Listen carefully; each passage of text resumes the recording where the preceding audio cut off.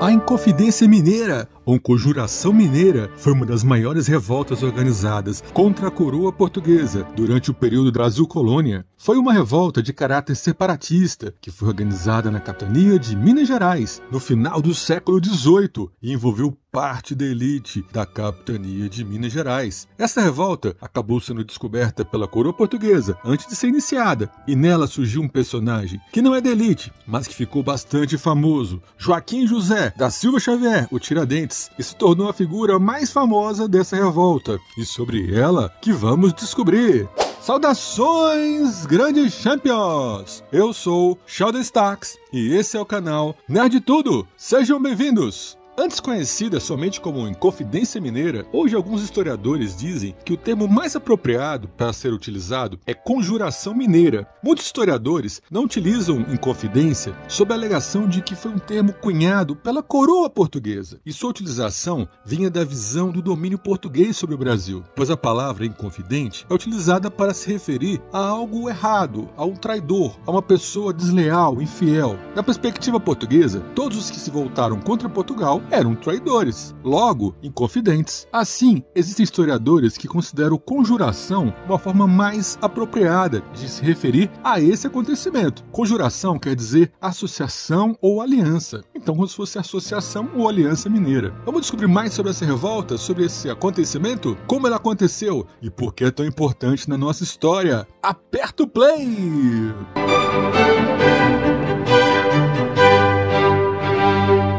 No século XVIII, Minas Gerais era a capitania mais próspera do Brasil, fruto da atividade mineradora que trouxe riqueza e desenvolvimento para aquela região. Na década de 1750, Vila Rica, atual Ouro Preto, era uma das cidades mais populosas da América Latina, por exemplo, com cerca de 80 mil habitantes. Isso fazia com que Portugal tivesse muita atenção sobre Minas Gerais, que era a joia da coroa na época, literalmente. A capitania de Minas Gerais era a mais rica do Brasil, em razão da extração de ouro e diamantes da região. A exploração trouxe uma enorme riqueza e fez Minas Gerais prosperar e crescer. Para piorar mais ainda a situação para o Brasil, durante a administração do Marquês de Pombal, que era o homem mais poderoso de Portugal na época, abaixo dos reis, ele fez com que os impostos cobrados no Brasil aumentassem e fortaleceu a insatisfação de Minas Gerais com a coroa. Em 1720, inclusive, aconteceu a Revolta de Vila Rica, motivada pela insatisfação da população local com os altos impostos cobrados pela coroa. Outras revoltas aconteceram, mas não tinham o objetivo de separar a capitania da coroa portuguesa. Na mesma época, Lisboa foi quase destruída por um terremoto terrível em 1755, e como forma de financiar a reconstrução de Lisboa, Portugal ordenou o aumento da cobrança de impostos no Brasil. Isso contribuiu para corroer a relação entre colônia e coroa, até o ponto de, na década de 1780, começar a ser organizada uma conspiração que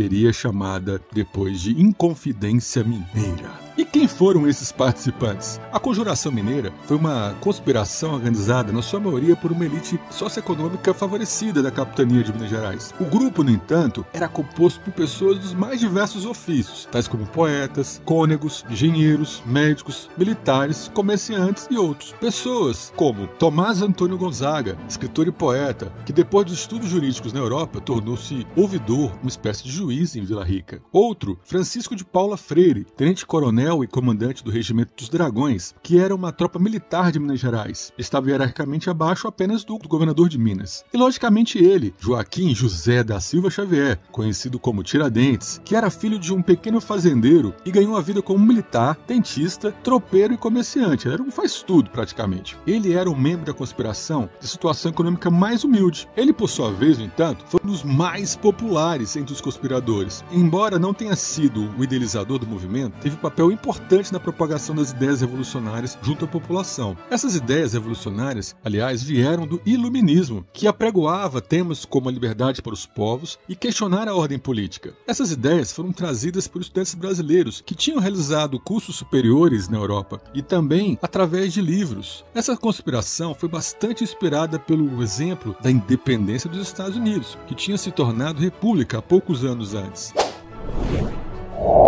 E as causas disso tudo. Nesse clima de insatisfação da elite da capitania de Minas Gerais, que era a mais importante economicamente do Brasil, a política fiscal imposta pela coroa portuguesa, rígida, gerou a força para o separatismo, dando uma nova dimensão a esse movimento político. A ideia era separar Minas Gerais do resto do Brasil e a sua transformação em uma república. E o que defendia os inconfidentes? As reivindicações feitas pelos inconfidentes eram variadas, mas em geral podem ser resumidas nos seguintes pontos: proclamação de uma república nos moldes dos Estados Unidos, realização de eleições anuais, incentivo à instalação de manufaturas como forma de diversificar a produção econômica de Minas Gerais, com criação de indústrias, formação de uma milícia nacional composta pelos próprios cidadãos de Minas Gerais. Na questão do trabalho escravo, não existia um consenso entre os inconfidentes. Assim, alguns defendiam a libertação dos escravos, mas muitos defendiam a permanência da escravidão, caso a capitania alcançasse sua independência. Os colonos pensavam em realizar uma revolta em Vila Rica, que depois se espalharia por toda a capitania. Para ter sucesso nessa empreitada, os inconfidentes planejavam uma guerra de desgaste que forçaria a coroa portuguesa a negociar o fim das hostilidades. Eles buscavam ajuda internacional de americanos e franceses. A bandeira do novo país seria um pavilhão que conteria a frase latina "Libertas que será também", liberdade ainda que tardia. Mais tarde, um desenho semelhante e o lema seria a base para a criação da bandeira do estado de Minas Gerais. O estopim para a deflagração do movimento contra a coroa aconteceu durante as administrações de dois homens que eram muito controversos: Luiz da Cunha Menezes e do Visconde de Barbacena, ambos governadores da capitania. O primeiro teve uma administração corrupta que prejudicou interesses da elite local para favorecimento de seus amigos pessoais. Já na administração do Visconde de Barbacena, foi enviada uma ordem para realizar o cumprimento da cota de ouro anual que era estipulada pela coroa. E para cumprir essa cota, foi autorizada a realização da derrama, que era uma cobrança obrigatória com o objetivo de alcançar as 100 arrobas de ouro, que era a meta anual. Quando então o ouro entregue não alcançava 100 arrobas, cerca de 1.500 quilos anuais, era decretada a derrama, que consistia em cobrar da população pela força das armas a quantidade que faltava. Apesar de ter sido decretada somente uma vez, sempre pairava a ameaça que a derrama poderia se tornar realidade. Isso assustava tanto os exploradores de ouro como a própria população, pois a extração do ouro já não era como antes. Os conspiradores planejavam então iniciar a revolta para o dia em que a derrama fosse realizada. E como terminou a Inconfidência Mineira? Como sabemos, não terminou bem, né? As uniões secretas que organizavam e divulgavam os princípios dessa revolta contra Portugal estenderam-se durante anos, mas o movimento não chegou nem ao ponto de ser deflagrado. Isso porque, antes mesmo de sua deflagração, denúncias levaram ao conhecimento da coroa de que uma conspiração acontecia, o famoso X9.